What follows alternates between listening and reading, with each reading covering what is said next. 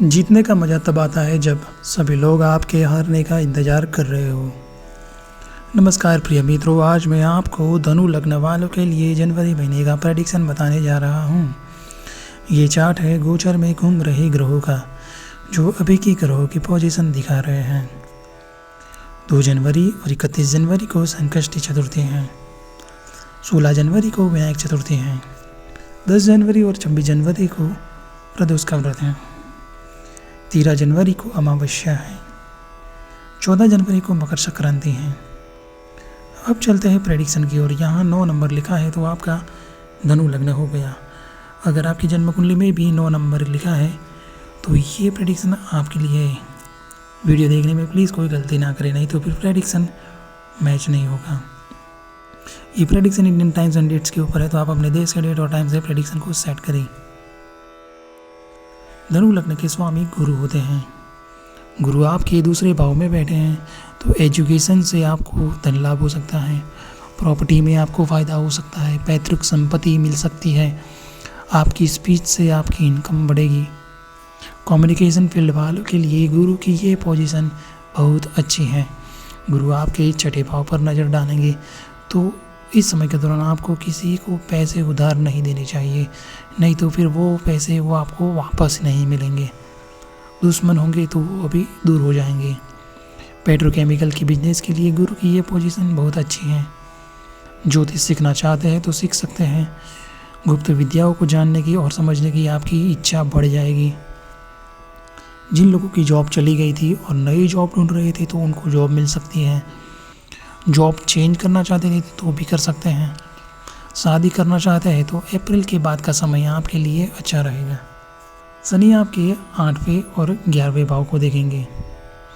आपको अभी शनि की 7.5 का आखिरी दौर चल रहा है तो थोड़ी बहुत परेशानी तो वैसे भी होगी। कंस्ट्रक्शन, चमड़े और ज़मीन के रिलेटेड बिजनेस करने वालों के लिए शनि आपको फ़ायदा करवा सकते हैं। आपको अपनी स्पीच अच्छी रखनी होगी क्योंकि इससे ही आपको लाभ होगा।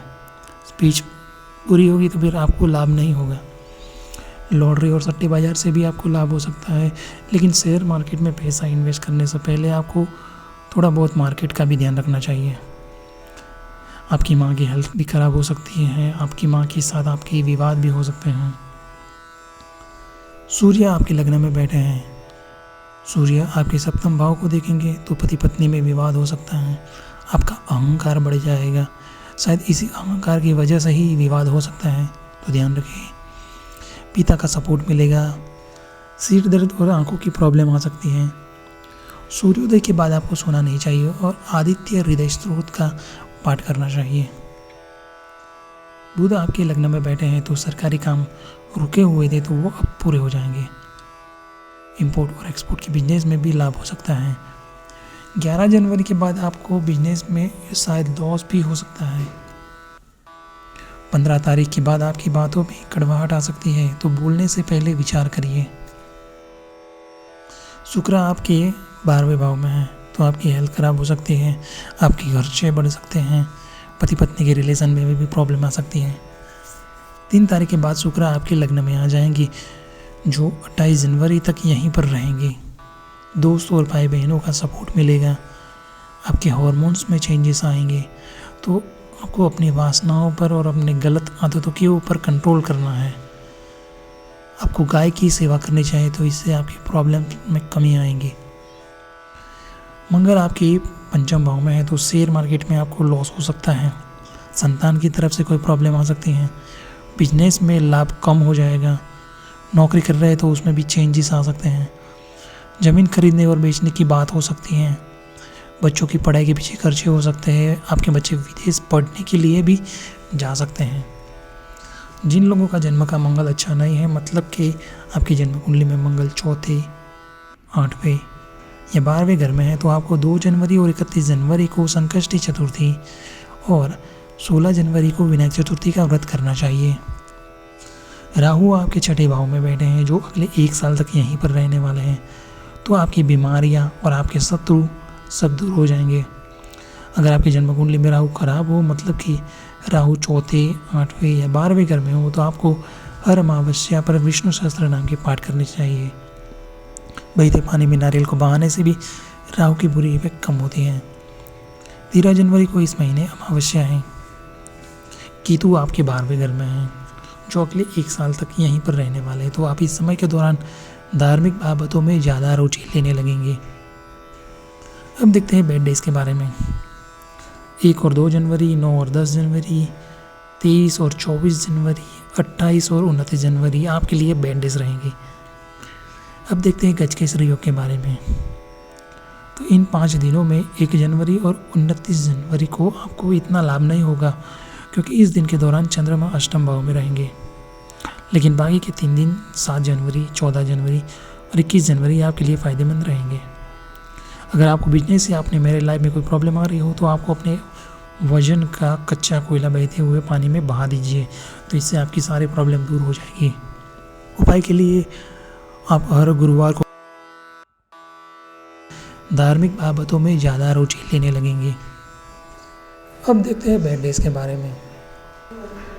आप हो या मैं हूँ, महीने में 1-2 दिन तो ऐसे जाते हैं जो हमें तनाव, तकलीफ और परेशानी देते हैं, निराशावादी बना देते हैं। वो समय होता है जब मन और मस्तिष्क के लॉर्ड यानी कि चंद्रमा नेगेटिव पोजीशन में आ जाए। चंद्रमा जब भी 6, 8 या 12वें भाव में आते हैं तो ये हमें तकलीफ देते हैं। जिन लोगों का जन्म का चंद्र अच्छा नहीं है वह लोग 10 जनवरी और 26 जनवरी को प्रदोष का व्रत कर सकते हैं। ये भगवान शिव का व्रत होता है। 1 और 2 जनवरी, 9 और 10 जनवरी, 23 और 24 जनवरी, 28 और 29 जनवरी आपके लिए बैड डेज रहेंगे। तो इस दिन आपको कोई गलत डिसीजन नहीं लेना चाहिए। फालतू की झंझट में ना पड़ी तो अच्छा है। अपने स्पीच को कंट्रोल करें, किसी की आत्मा को चोट पहुंचे तो ना बोले। आपके खर्चे बढ़ सकते हैं और हेल्थ प्रॉब्लम भी आ सकती हैं। अब जानते हैं गजकेसरी योग के बारे में। जब गुरु और चंद्र की युति होती है या गुरु और चंद्र एक दूसरे के आमने सामने या 4 स्थान पर होते हैं तब गजकेसरी योग बनता है। जैसे कि अभी गुरु यहाँ पर है, जब चंद्रमा यहाँ पर आएगा मकर राशि में, या फिर यहाँ पर आएगा मेष राशि में, या फिर यहाँ पर आएगा कर्क राशि में, या फिर यहाँ पर आएगा तुला राशि में, तो तब गुरु और चंद्र के कारण गजकेसरी योग बनेगा। गजकेसरी योग में गुरु और चंद्र की युति होती है। तो गुरु मतलब पैसा और चंद्रमा मतलब पानी। तो इस दिन के दौरान पैसे का फ्लो अच्छा होता है। अगर आप कोई बिजनेस करते हैं, किसी से कोई पेमेंट लेना है, तो आप इन दिनों के दौरान कलेक्शन करने जाएं तो आपको फ़ायदा हो सकता है। तो ये होता है गजकेसरी योग। इस महीने इन 5 दिनों में गजकेसरी योग बन रहा है। 1, 7, 14, 21 और 29 जनवरी। तो इन 5 दिनों में 1 जनवरी और 29 जनवरी को आपको इतना लाभ नहीं होगा, क्योंकि इस दिन के दौरान चंद्रमा अष्टम भाव में रहेंगे। लेकिन बाकी के 3 दिन 7 जनवरी, 14 जनवरी और 21 जनवरी आपके लिए फ़ायदेमंद रहेंगे। अगर आपको बिजनेस या अपने मैरिज लाइफ में कोई प्रॉब्लम आ रही हो तो आपको अपने वजन का कच्चा कोयला बहते हुए पानी में बहा दीजिए, तो इससे आपकी सारी प्रॉब्लम दूर हो जाएगी। उपाय के लिए आप हर गुरुवार को केले का दान करें तो और केसर का तिलक लगाएं और शनिवार को हनुमान जी की पूजा करें, तो ये आपके लिए लाभदायी रहेगा। 14 जनवरी को मकर संक्रांति के दिन आप दान कर सकते हैं, गाय को हरा चारा भी खिला सकते हैं। 13 जनवरी को अमावस्या पर पानी में कुछ काले तिल डालकर पीपल के वृक्ष को अर्पित करें, तो इससे भी आपको फ़ायदा होगा। तो ये था धनु लग्न वालों के लिए जनवरी महीने का प्रेडिक्शन। ऐसी और भी जानकारी के लिए देखते रहे हमारे चैनल। धन्यवाद।